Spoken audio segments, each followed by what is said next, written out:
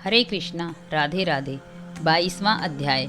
राजा पृथु बोले, हे नारद जी, अब आप कृपा करके मुझे यह बताइए कि वृंदा को मोहित कर भगवान विष्णु ने क्या किया और फिर वह कहाँ गए।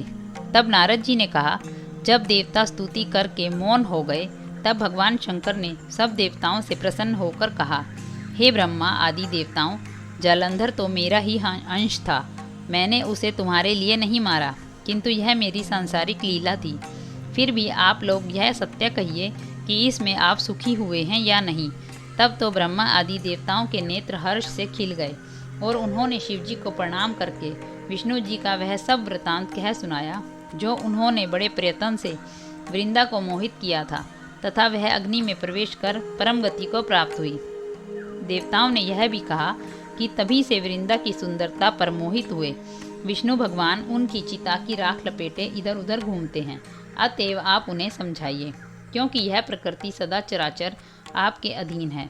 देवताओं से यह वृत्तांत सुनकर शंकर जी ने उन्हें अपनी दुस्तर माया समझाई और कहा कि यह सारा जगत उसी के अधीन है। उसी से मोहित विष्णु भी काम के वश हो गए हैं, परंतु महादेवी उमा त्रिदेवी की जननी सबसे परे हैं। वह मूल प्रकृति परम मनोहर और वही गिरजा भी कहलाती हैं। अतएव विष्णु का मोह दूर करने के लिए आप सब उनकी शरण में जाइए।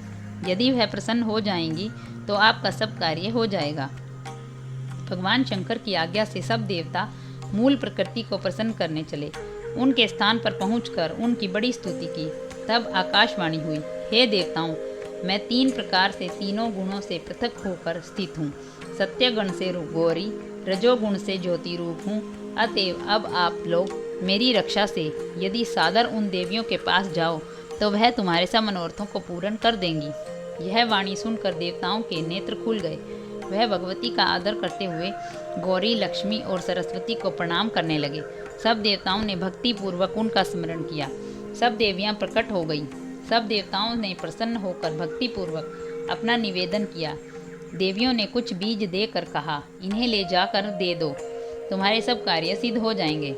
ब्रह्मा आदि देवता उन बीजों को लेकर भगवान विष्णु के पास गए और उन्हें वृंदा की चिता भूमि में डाल दिया।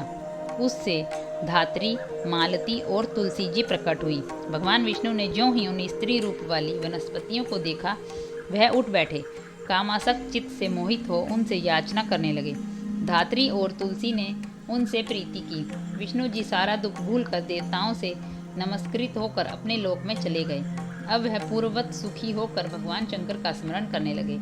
यह आख्यान शिव जी की भक्ति देने वाला है। हरे कृष्णा राधे राधे।